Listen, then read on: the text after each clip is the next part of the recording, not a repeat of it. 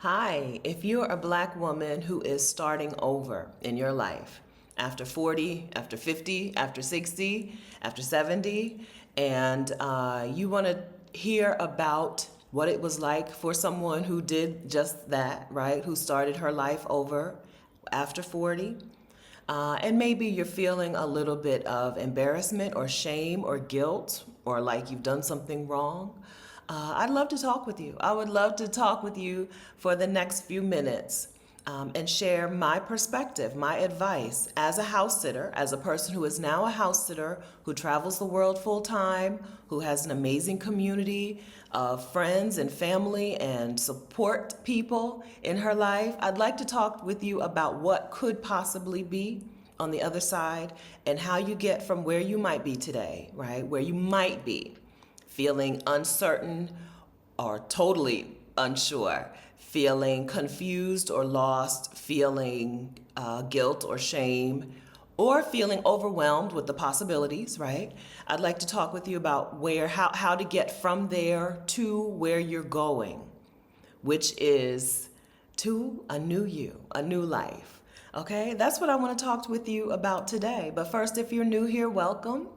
My name is Stephanie Perry. I am a house sitter. I'm the creator of House Sitter School. I'm the co-creator of Exodus Summit. And I help black women take a career break or sabbatical. I help black women bop around the world full time as a nomad. I help black women move abroad, house sit, embrace ease.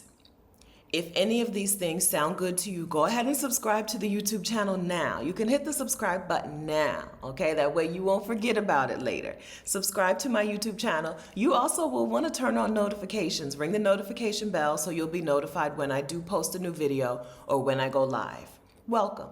Okay, so I'm Stephanie Perry. When I was 41 years old, I quit my job as a hospital pharmacy technician to travel for what I thought was just 1 year on savings.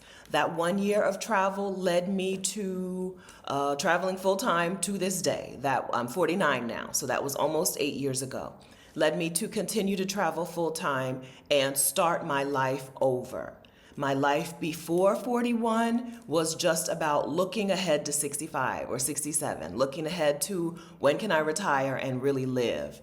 I went from being a person whose job dictated a whole lot of my life. My job was, I worked night shift in a pharmacy and I made $22 an hour. My job dictated what things I could do, where I could go, what relationships I could have, what relationships I could focus on. I worked night shift and my job was the boss of me. And I went from that, I'm in Mauritius, I'm on an island in the Indian Ocean, east of Madagascar. And my air conditioner won't turn on, and it's warm in here. Let me get that on. Okay, I'm sorry. I went from those things to being what people call a free bird. I went from that to being a person who gets to do the thing that I love most. For me, that is travel. Travel is the thing that I love most. The second most thing that I love is talking. And so now I have a YouTube channel that helps me do that. I get to live the life of my dreams, literally, but it didn't come without some guilt and some shame. It didn't come without me being able to start over. It only happened because I started over. I started over because I wanted to. Some of you are starting over because you're forced to, right? Something happens in your life. You divorce or lose a spouse, you lose a job, you lose a home. Something happens that kind of forces you to start over instead of you choosing to start over, whichever one of these you're in, right? The first thing that I think that you should do, I'm not a therapist. I'm not a life coach. I'm not a social worker, okay? But I'm a person who's experienced this for myself. I think the first thing that you should do is congratulate yourself on recognizing that this is a starting point instead of an end. Some people view a change as an end, right? Everything is over, it's the worst, and now all I can do is just lay down and die, or lay down and wait to die in 20, 30, 40 years. So congratulations to you on recognizing that it's time for you to start over. Whether you chose it originally or not, this can become the best part of your life. I'm living the best part of my life. I told you I'm 49, best part of my life so far. okay? I'm 49, I turned 50 in July, and based on what I see from other 50-year-old plus women in my gang, listen, the best is yet to come, okay? But first, seriously, I hope that you congratulate yourself for wanting to start over or for recognizing that this is a starting point and not an ending point. My 30s were me thinking that my life was over, believe it or not, right? 20 somethings and 30 somethings are not the smartest people, I'll tell you, okay?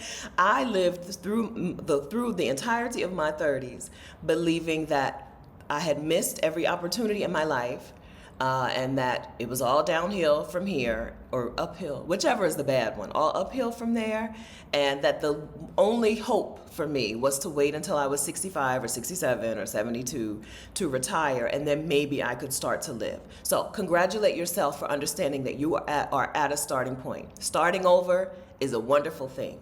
It means that you get to throw off all of the stuff that you don't want anymore. Even if you did want it at some point, you get to throw off all the things you don't want now, and you really get to build yourself from the beginning. So congratulations. There can be a lot of guilt and shame because we think that we're supposed to be at some point in our lives and have some things already taken care of, already done. That's arbitrary. That's all made up. The whole timeline in people's lives, it's all made up. Nobody's life fits into that timeline. So yours didn't either? Okay. So that's the first thing. Congratulate yourself on recognizing that you're starting over. The second thing, I think, is if you did lose something, right? If you're starting over because you lost something, and you lost something that you didn't choose to lose, mourn it, mourn it. You don't have to pretend that that loss doesn't hurt. Whatever the loss is, a partner, a home, your health, or the level of health that you had at some point, friendships, jobs, even coworkers and work friends, right? You don't have to pretend like losing those things didn't hurt. It's okay to mourn them. Find a way to acknowledge that loss. There are some experts in grief who can talk to you in a much more helpful way about this. So I'll point, in the description of this video, I'll point you to a couple of videos by a few people who are really helpful in that space, right? But all I can tell you is acknowledge the losses. Trying to pretend like everything is okay when everything is not okay is hard. It takes a whole lot of your energy. It wipes you out and takes from the energy that you could be using to move on to the new. Right?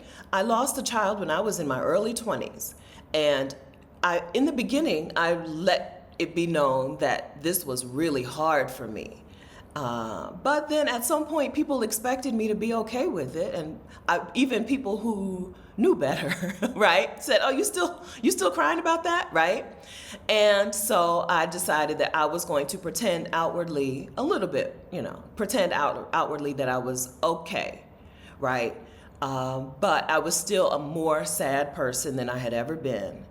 And pretending really drained me. It drained me. And it meant that I didn't reach out for any help when I needed it because, I'm fine. I'm okay. So mourn the things that you did lose. I'm looking at my notes because I made some notes. This is important to me, and I wanted to make sure that I went over some things in like some semblance of a decent order. But then also, the third point that I want to make is that you also want to make sure that you say goodbye to some other things. You may have lost some things that were not your choice to lose, but use this time when you're getting rid of or losing or mourning some stuff, use this time to also get rid of some stuff that you want to get rid of. While you're already on a losing streak, that's how I put it, right? While you're already on a losing streak, get rid of some other stuff too.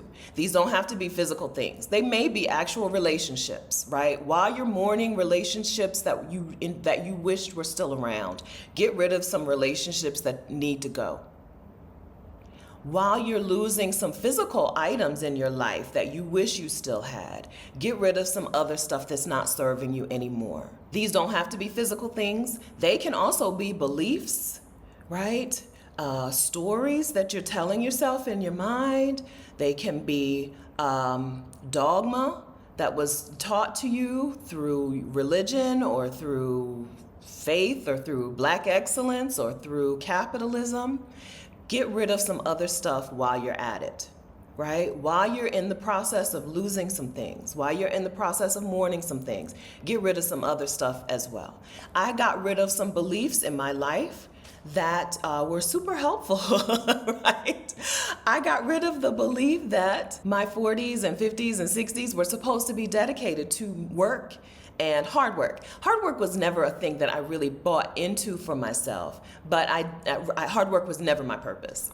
Some of you watching today, hard work has been your purpose in life. Hard work was never my purpose, and surprise, it's not your purpose either, okay? I may not know you, but I know that. But I did believe that there was something wrong with my belief that hard work was not my purpose, right? I did believe that other people looked at me negatively because I was not a hard worker. And I believed that other people were judging me when sometimes other people aren't paying attention to what you're doing one way or another. Or sometimes other people are really happy to see a person living their life without working themselves to death, right? All of those things are also true. But I had to get rid of that shame. I also got rid of some ideas about the way life had to be. I got rid of the idea that work had to be the main priority in the prime of my life. I got rid of the idea that the United States of America was the country that I was supposed to live in, right? I thought by default that was where I lived, that was where I was going to die. I don't think I'll ever live in the United States again. Right? I go back and I visit my parents. I go back and I house sit, but I don't think I'll ever have a home in the United States ever again. Not if things go my way, right? A lot of things would have to go wrong for that to be the case. So while you're losing, if you're on a losing streak, keep it going. Lose some stuff that's not serving you. If you have time to sit around and dream, seriously, sit around and dream about a dream life, a vision of a dream life for yourself. Start culling, decluttering, cutting off, jettisoning the things that aren't going to move you towards that dream life. That includes some beliefs, that includes some stories, that includes some lies, that includes some relationships. Go ahead and get rid of them while you're at it. I've gone through 3 pieces of advice. I have a 4th piece of advice for you if you're a black woman over 40 who is starting over.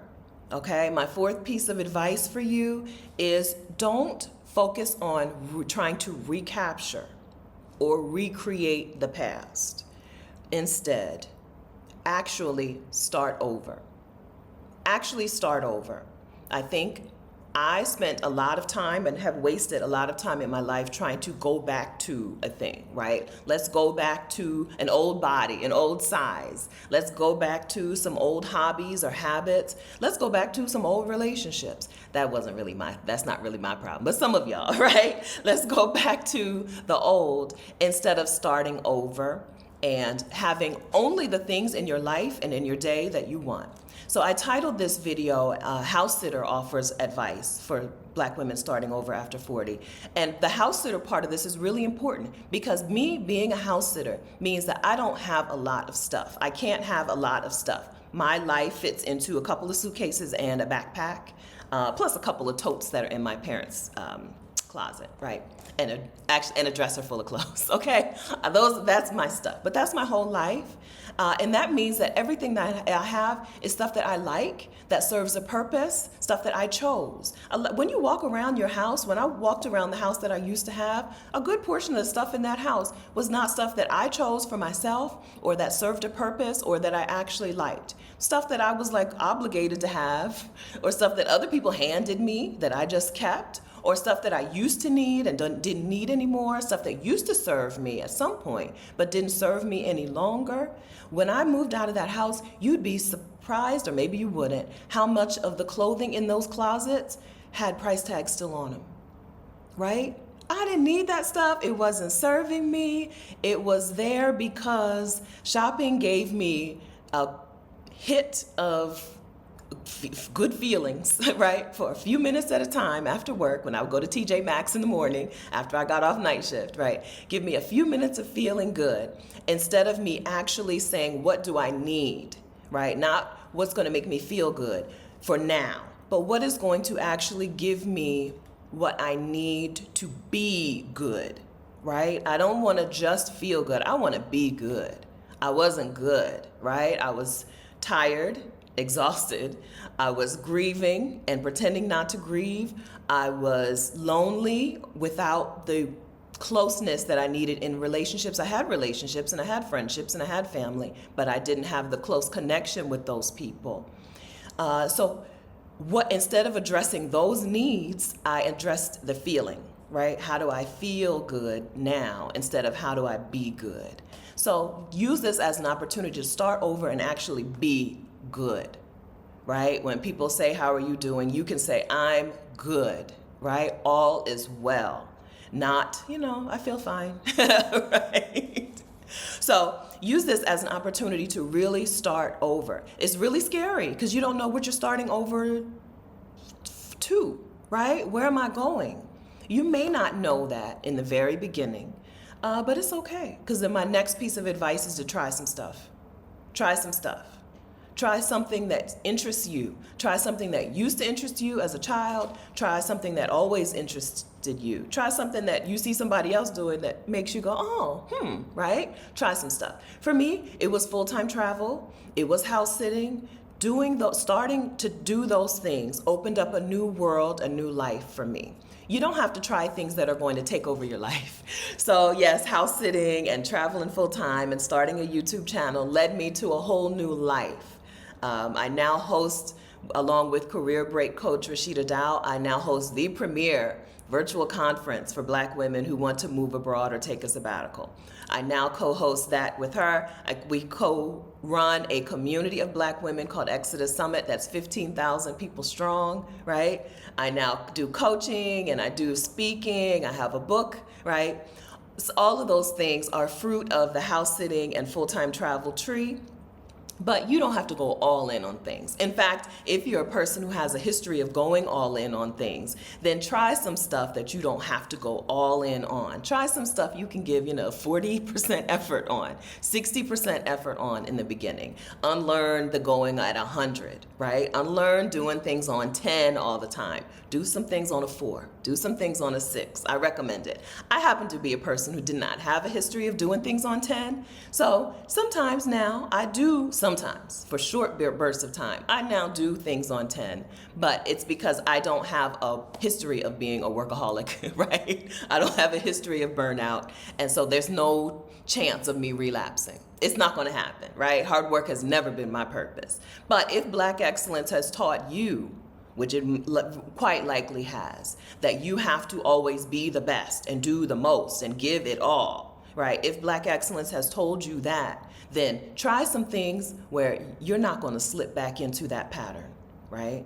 That idea, this is not what this video is about, but that notion that you always have to be the best, you always have to do the most, you always have to give it all, that is anti-Black, right? That is a message that Black people get and internalize and repeat generation after generation after generation, because white supremacist ideologies have taught us that we are less than, right? If you don't think you're less than, then why do you always have to be the best? Okay? So that maybe this is a thing that we say goodbye to when I talked about piece of advice number 3. Maybe a piece of advice number 3 is this: unlearn being the best. Unlearn Black excellence. Let it go. Set yourself free from that, okay? But yeah, try new things. Try new things that aren't going to eat up all of your life. Try new things that can just be fun. You don't know where they can lead. Being a person with hobbies can lead you to an entire community of people, friendships that you never would have expected. That's what this has done for me. The Exodus Summit community, my YouTube channel community, which is called the Vacarians, these communities, really there's overlap, but this community of women, amazing, supportive, loving, giving, sharing, caring, fantastic. And I never would have expected it. Who would have thought that house sitting, which is a thing that I do alone, even though you don't have to be a solo house sitter, you can house sit with other people.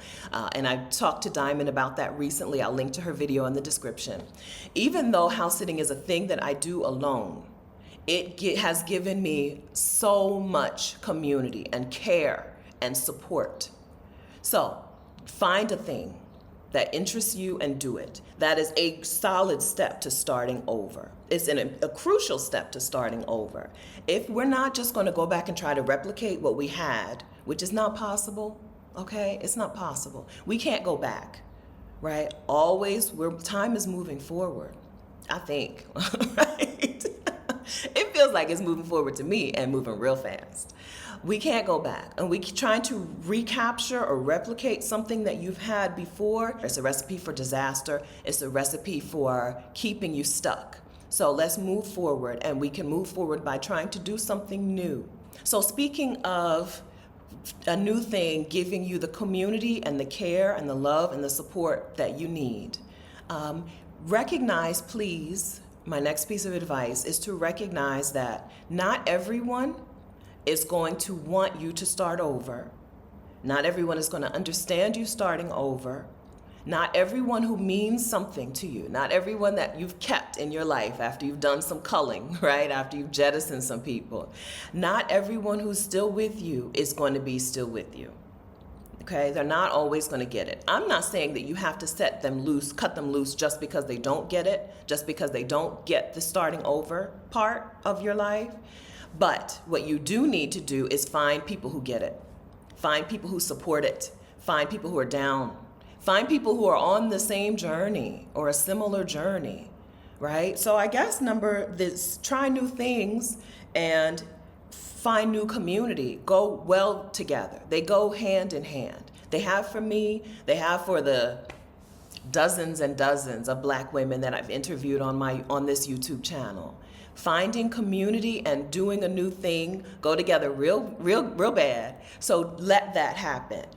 Dive into a thing that you're into and let that bring community with you.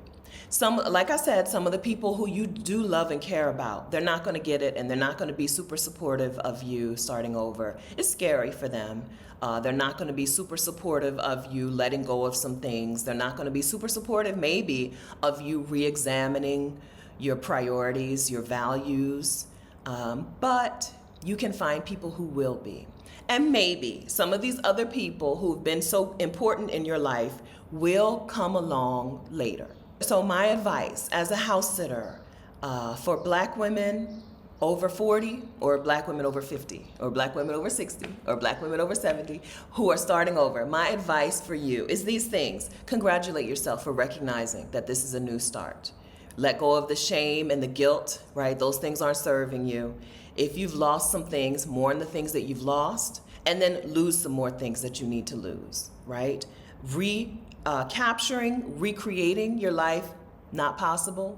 Actually start over. You can look up one day and not recognize yourself in a good way. I don't recognize when I do a lot of interviews talking about things, right? Talking about career breaks and sabbaticals and starting my life over. And we talk about old Stephanie, who I call Sad Stephanie, but I don't really recognize her anymore. I have to remember and recall because that I'm not the same. I have been changed. And that can be possible for you too, if you recognize this as a new start instead of a time to go back and try to recapture, okay? And then try new things and build new community. A thing that I forgot to say is normalize free time. Normalize a whole lot of time in your life. This is me giving you a thing to try, okay? This video is not about me telling you specifically the path that you need to take to start over, right? My path, house sitting, YouTube, travel, those things are not necessarily your path, but normalizing free time, I think is. I think all Black women could benefit from normalizing free time in their lives. I don't mean time for you to be doing things that you like. That's not free time. That's time to do things you like. That's hobbies, right? I mean literal free time where you don't have anything to do. Literal free time in your life. Normalize that. It's really hard for Black women to sit and do nothing. So practice that Add that into your list of things that you're doing, right? Add that to your start over list.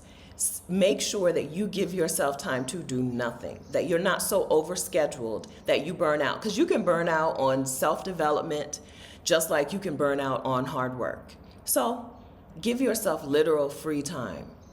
That's my favorite thing. It's my favorite thing in the world. I don't mean time watching videos. I mean literal free time, time to hear what's going on in your head.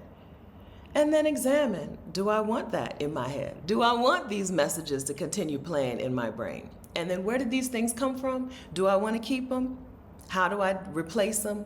Now, I've mentioned that I'm going to link to some videos in this description of this video. I'm also going to link to my new house sitter toolkit. If the idea of bopping around the world house sitting to get free accommodation and traveling when you feel like it, all the time or sometimes, is interesting to you, get my new house sitter toolkit. It's a free download that gives you the link to Join Trusted House Sitters, the platform that I house sit through. It also gives you the actual email template that I send to potential clients to get booked as a house sitter, gives you some other resources. So download my new house sitter toolkit. The link is housesit.vicarious.com/toolkit. It's a long link, but it's in the description of this video. Of course, I've also linked to the Exodus Summit Facebook community.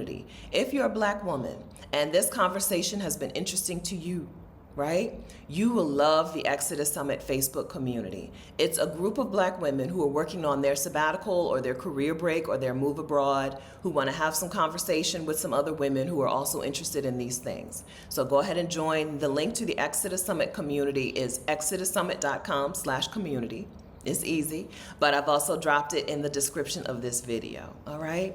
I so much appreciate you watching this video. I hope that you'll hit the like button if you liked it. That'll help YouTube want to share it with more Black women who are starting over in their 40s or in their 50s or in their 60s or in their 70s, right? So hit the like button, and also feel free to share this with a Black woman you know who is starting over or who maybe wants to, right? Who is on the verge of deciding. Share this video with her. I hope that it'll be helpful to her. I hope it's been helpful to you. Okay, thank you so much for watching. I'll see you next time. Bye.